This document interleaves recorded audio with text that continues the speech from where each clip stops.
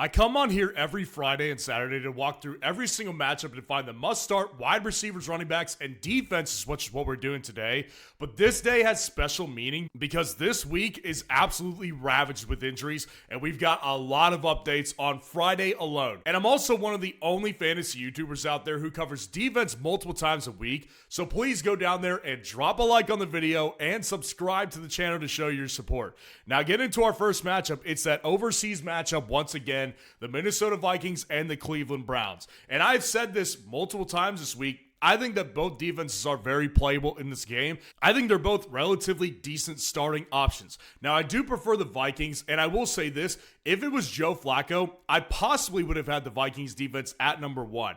But since they are going to Dillon Gabriel this week, I do have my concerns and reservations about putting the Vikings as high because I don't think that Dillon Gabriel will be putting the ball in harm's way as much as Flacco did. I mean, the good thing about Flacco was that he did provide some fantasy upside for pass catchers, but he also provided a lot of upside for defenses that he was playing against. I think Dillon Gabriel will probably see more of a conservative game plan from, and therefore just probably not as many turnovers as we would get with somebody like Joe Flacco. But that being said, I still like the Vikings because they're an aggressive defense with Brian Flores as that defensive coordinator, and they will hold them to probably 10 or less points in this particular matchup. So I think they're a good play. And then the Browns, I also think, are a solid play as well. Now, J.J. McCarthy is out again. We just got that news on Friday. So it will be Carson Wentz again. And I said this throughout the week. I think it would be better for the Browns if they were playing J.J. McCarthy. Now, that being said, Carson Wentz didn't look very good last week. So there's definitely a potential that they take advantage of this opportunity against him too, because overseas matchups, you never knew what to expect. The Vikings have been overseas now for 2 weeks, so there's a possibility they've gotten used to the chime change, and they're going to be better off than the Browns will be from them coming in just this weekend. So I like the Browns, but not nearly as much as I like the Vikings this week. The Dallas Cowboys at the New York Jets is our next matchup here. And listen, the Cowboys defense is playable this week because the Jets offense is atrocious. I mean, seriously, if you take out 2 plays, the play to Garrett Wilson where he made a phenomenal catch and the play that Justin Fields ran his butt off for like a 50-yard touchdown run, this offense is so bad. They can't move the football consistently. So it's really hard to believe the Cowboys shouldn't at least be considered for a play. Now, the Cowboys defense is bad. Like, if the Jets are going to have a good day, probably would come against the Cowboys defense. But the Jets are just so bad offensively that it makes me want to at least acknowledge the fact that the Cowboys could end up being a decent play this week, but not one that I would play over any of my top 12 options that you saw this week, or a lot of other teams that I would consider playable, but not inside my top 12 that we'll go through here in a little bit. But the Jets, on the other hand, man, I think the Jets are in this position to where their defense looks so bad. And it's so bizarre because we were sold that Aaron Glenn was going to come in here and fix up this, the discipline. He was going to bring that Detroit Lions toughness to him. I haven't seen either of those things. And the Cowboys offense looks really good. Now, I will say they are banged up this week. They've got more banged up than even CeeDee Lamb. So there's a possibility that the Jets hold them to like 20 or less points. But at the end of the day, if we just look at what we've seen from the Jets and the Cowboys offense, there's no way I'm playing the Jets defense this week. The New York Giants at the New Orleans Saints is a very interesting matchup, and the Giants are still my better play. Now, here's the advantage of being a premium subscriber on FS Roundup. You get access to my weekly fantasy football rankings that are always up to date at the end of the week especially. And I've made a change. I put the Giants defense a little bit higher this week because the Saints are dealing with injury offensively. They're already not very good, but they do fight and they can put up points, but they're dealing with some injuries that I do think could impact that sack total that the Giants get and possibly turnovers as well. The Giants could end up getting a good amount of sacks in this game right here, so I do think that the Giants are a very playable defense and one, again, that I would easily play over the Cowboys if you were considering both of those options right here. But the Saints defense, I think is, you could consider them as well. Obviously, Malik Neighbors takes away a massive part of this offense, and who knows what they're going to look like for another week. So I do think that obviously the Giants are the better play because the Saints probably won't move the ball as well, but I don't think it's out of the question that Jackson Dart could take a step back this week. So I think that they're both playable, but the Giants are definitely the better play. And I would play the Giants over the Cowboys, and I would probably play the Saints over the Cowboys as well. Now, our next matchup is the Las Vegas Raiders at the Indianapolis Colts, and I think it's pretty easy. This is probably the easiest one we've went through so far. Colts are a start. The Raiders are a turnover machine with Geno Smith, and they're just not putting up enough points. And then the Raiders are the opposite of a start. You don't play them. Now, I will say this. I don't think it matters that much this week, but the Colts are dealing with injury. Michael Pittman Jr. may not play in this game. He was added to the injury report on Thursday, and Alec Pierce has already been ruled out. So they could be down to Josh Downs and Adonai Mitchell as their receivers in this offense. I don't think it matters enough for the Raiders to be considered a defensive play, but I feel like I would be not doing my job if I didn't mention those injuries here. But the Colts are a must start. The Raiders are a must sit still. And I will say, if you're still trying to figure out what defense you're going to go with this week, well, this is the perfect opportunity to use our automatic waiver wire tool, because always what happens with waivers is after those initial waiver claims process, there's a mad dash to go get the remaining guys off free agency. Our process has automated that for you, so you don't have to fight with everybody else at 3 in the morning in the middle of the night. You can sleep through the night and beat everyone else to the wire. We've already gotten a bunch of testimonials about how it's just pissing off the rest of their league because they're always getting players early, and therefore I will continue to say this is winning people's leagues for them this year. And of course, if you would like to get a full team breakdown from me, I do offer those to premium subscribers as well after the 12-day free trial is over. I will say I'm backed up right now, so you have to be a little bit patient, but I am still getting them out to everybody as fast as possible while also remaining as detailed as possible. But in the meantime, use that waiver wire tool, because the last thing you want to do is look like a guy like this. Ted desperately needs to pick up a new running back, or his fantasy team is toast. And losing his season again means one thing. Oh, no. Don't be Ted. Automate your waiver pickups with Fantasy Football Roundup. Now, our next matchup is the Miami Dolphins at the Carolina Panthers, and I think the Dolphins are playable. Listen, the Panthers are already bad offensively, and you add on top of the fact that they're going to miss Chuba Hubbard in this game, who was ruled out earlier today. How are they going to get by? I mean, their offense already was bad, but you take away one of their better weapons, and it's only going to look worse. So I just don't see how the Panthers put up more than like 15 or 17 points in this game.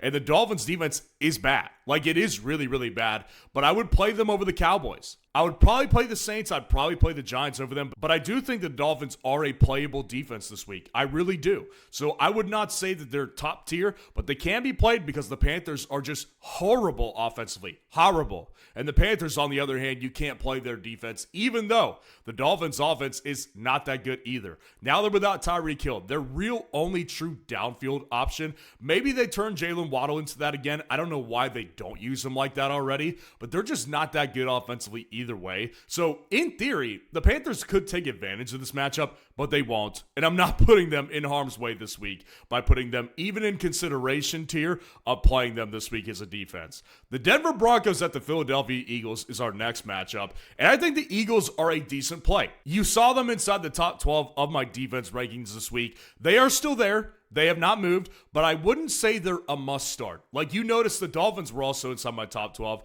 They're not a must start. The reason I don't do that with all of my top 12 options is because this particular week, I think the top end defenses should be reserve start spots, and I think there's a lot of mediocre plays that I'm not feeling super confident about. The Eagles are one of them, not because their defense isn't good. It's very good, but the Denver Broncos offensively, they tend to turn it up in the month of October. They did that last year with Bo Nix. I think it's very possible. But that being said, the fact that the Eagles defense is taking the ball away, they're doing really well defensively overall, I think it will be a rougher game for the Broncos, who I still think look off offensively. So I think the Eagles are definitely playable, and one I would play over the Cowboys defense, because again, they are still inside my top 12. And the Denver Broncos defense, this isn't the week to play them. The Eagles, yes, they have had bad quarters in NFL terms. Like, they have not been able to put up points in several different quarters of the season. Their offense looks off, but it's still too talented.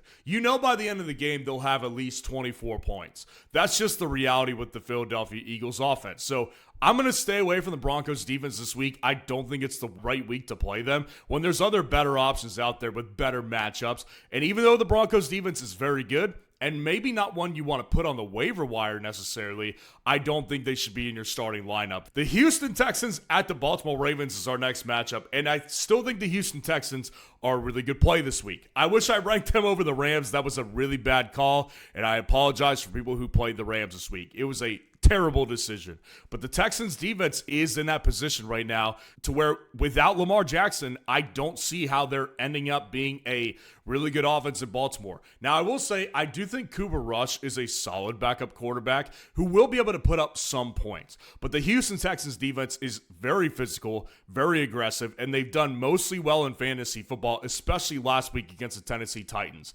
I think they'll do well this week, and I have the Ravens still inside my top 12. I know it's ridiculous and I probably shouldn't do this, but I'm going to keep them there. The one thing I'm going to continue to say is just keep in mind the Ravens and what they've played. They've played the Lions offense, the Chiefs offense, and then they also played the Bills offense. Those are three top 5, top 8 offenses in the NFL. Like, that's hard to, hold them from doing much. So I will say they're in trouble for sure. Like, they do have injuries, plenty of them to the defensive side of the ball. And if they don't do well this week against a bad offense, I'm done telling you guys to play them. But I'm still going to say one more week, I think they're playable this week, and they're still inside my top 12. The Tennessee Titans at the Arizona Cardinals is our next matchup here. And the Cardinals defense, it's very obvious, I would say, must play with the Tennessee Titans coming to town. I mean, this offense looks so bad. Cam Ward said it himself. We suck. We suck. And he's right. At least he has ownership and he takes accountability and he has self-awareness because he himself is not playing good either. And I don't know how you fix that in 1 week. So I'm going to play the Cardinals defense this week, and I'm definitely not playing the Tennessee defense this week because time and time again, they've taken a dump on me, and I'm not playing them this week against the Cardinals who are coming off a long week, basically a mini bye week. The Tampa Bay Buccaneers at the Seattle Seahawks, our next matchup, and the Seahawks defense remains a play inside of my top 12. I don't love the matchup necessarily for them, but the Bucs are dealing with injuries. Bucky Irving has been ruled out of this game, along with Mike Evans. Now you've got Chris Godwin still not catching his footing yet after his first week back. You've got a banged up Baker Mayfield. I do think the Seahawks are going to be a good play because they're the best defense I've seen this year. It's not particularly close, but I would say the Broncos are very good as well. But the Seahawks defense looks really good. Lights out type of defense right here, led by Mike McDaniel, the head coach. I don't want to miss out on another good Seahawks week just because they're playing the Bucs, who I have a lot of respect for Baker Mayfield, and I like him a lot. But I will say this, if Baker gets in a hole, that's when you see turnovers from Baker. So if the Seahawks can get out to a 7-0, 14-0 lead early, that's when you will see Baker taking more chances because he's a Cowboy. That guy will take chances, but I do think the Seahawks defense is an overall good play this week. And the Bucs defense, they're just not very good. I mean, I've had that pegged for the entire offseason leading up to this point, but it's not surprising to see what they've done against other offenses in the league. Now, I know that they can come up with turnovers and make some plays, but this is not a week I want to take advantage of that opportunity because the Seahawks offense has been very cerebral. I think Darnold looks really good, and they're not turning the ball over enough for me to consider them a playable defense this week. The Detroit Lions at the Cincinnati Bengals couldn't be more obvious. I mean, again, the only thing I will say is that the Lions defense is starting to look a little like last year's. They've got a lot of injuries in that defensive column. I feel like I'm not doing my job if I don't mention that. But of course, it doesn't affect anything. The Lions are still at number 1, and the Bengals defense is nowhere close to playable this week. Now, dropping down to our next matchup, the Washington Commanders at the Chargers, and I think that the Chargers are a playable defense this week. I would not say that they're anywhere close to my top 12. That's not what I'm saying. But they are in the teens, and I do think they're playable because the Commanders themselves dealing with plenty of injuries right now. Terry McLaurin ruled out. Noah Brown moved out. Deebo Samuel still questionable as of the time of this filming and has not practiced this week as of the time of this filming. So if he doesn't go, Jaden Daniels in his first week back is dealing with all backup wide receivers. Not great. I just think the Chargers could be played this week, but because they have Jaden Daniels back, they're not anywhere close to my top 12 because additionally, the Chargers are dealing with plenty of injuries themselves defensively. And the Commanders, I'm not going to play them. Their defense has already looked pretty bad this year. I don't see any reason to suggest that the Chargers are going to be a good matchup for them. Even though they're missing offensive linemen, I don't think the Commanders have enough talent to really take advantage of that issue. The New England Patriots at the Buffalo Bills is our Sunday night game, and I would say the Bills are sort of playable. Like, not even sort of. I think they're a relatively decent option. They're just outside of my top 12. And I will admit this. The reason they're not in my top 12 is because they've taken a dump on me. Both times the past couple of weeks, they were inside the top 12.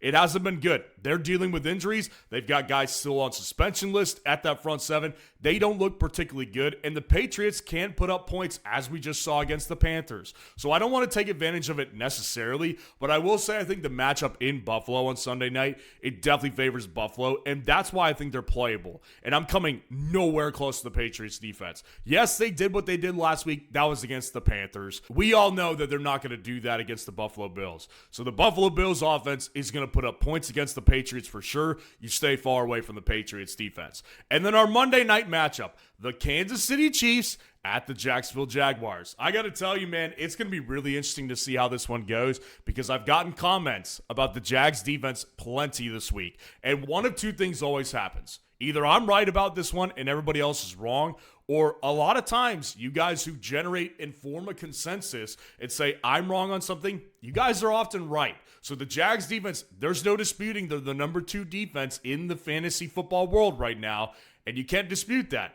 But they're playing the Chiefs, and I think the Chiefs on a Monday night are going to come out here and embarrass the Jags. I think they're going to expose the Jags for being frauds. That's my opinion. I've got the Chiefs inside my top 12 still, and the Jags are not inside my top 20. So I am not playing them this week, but I will admit they were close to being playable because of how well they've done this year. But we're going to see what happens because I'm very interested to see how wrong I am or how right I am on this particular matchup. So let me know what defense you're targeting this weekend. If you want to see the top 12 defense rankings in its entirety, click on this video right here.